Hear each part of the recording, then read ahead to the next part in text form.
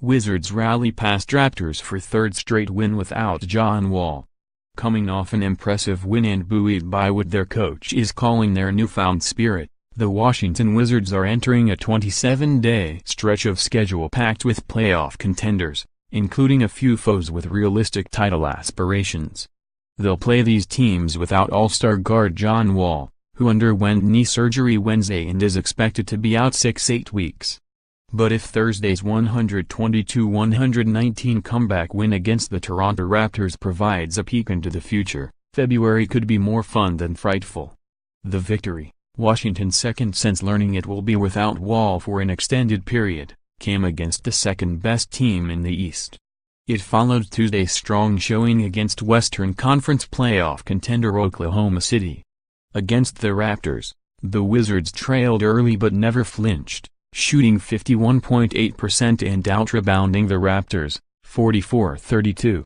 Bradley Beal ascended into his leadership role, anchoring the team while playing every second of the third quarter. Behind Beal's burst, the Wizards overcame an early 12-point deficit to take the 88-87 lead heading into the fourth. Then the Wizards benefited from their new ball democracy, in which everyone has a stake in the action. With the game deadlocked in the closing 3 minutes, forward Markieff Morris sold out his body to chase a loose ball, though a collision with Toronto All-Star Kyle Lowry was inevitable. Morris won the chase, took the foul and made both free throws. About a minute later, the extra pass from Otto Porter Jr. found Morris in the corner for an open three-pointer, putting the Wizards up 115-110.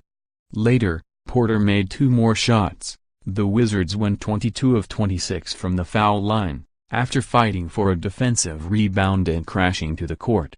Lowry had a chance to tie the game with 2 free throws in the final 3 seconds but missed the first. In the end, Porter intercepted Toronto's last-ditch, full-court pass and Beal, with a team-high 27 points, pointed to the sky in celebration and relief. Washington improved to 29-22. A record that seemed unrealistic just a few days ago. Wall has undergone surgery to clean up his left knee and is not expected back until at least mid-March. In the 3 games he has already missed with this latest injury, the Wizards have experienced an awakening. The ball has moved, 30 assists, the tempo has quickened, 12 fast break points in the second half, and most critically, the balance of power has spread through the roster. While Beal did not make a shot from the floor in the first half, in came Mike Scott from off the bench to make a 4 of 5 shots for 10 points. Then Beal, who had collected 4 assists in the first half, used the third quarter to morph into Portland Brad, the aggressive scorer who dropped 51 points on the Blazers in December. Beal scorched Toronto for 17 points in the quarter and flashed a bit of showmanship, albeit unknowingly.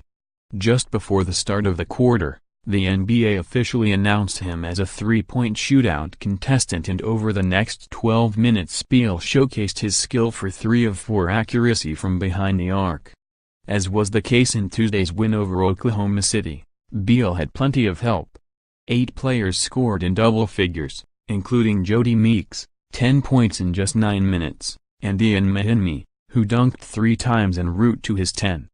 Before the game, Toronto coach Dwayne Casey marveled at the Wizards' reaction in the post-Wall era, even describing their win over the Thunder as one of the team's best games of the season. "As hard as I've seen them play in a long time," Casey said. And, Washington, really competed at a high level. So we've seen that before. A lot of times guys lose one of their star players and the rest of the guys pick it up. And they have picked it up. They picked up the tempo, the hard play, offensive execution, ball movement. And against Casey's Raptors, the Wizards picked up another big win. And just in time.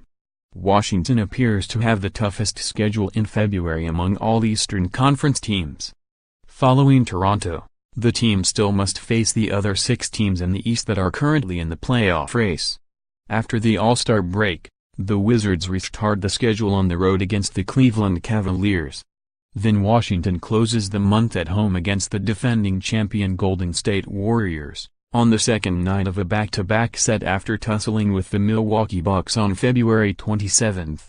But coach Scott Brooks doesn't want his players counting the days until Wall returns. "We have enough to win," Brooks said. On Thursday, the Wizards proved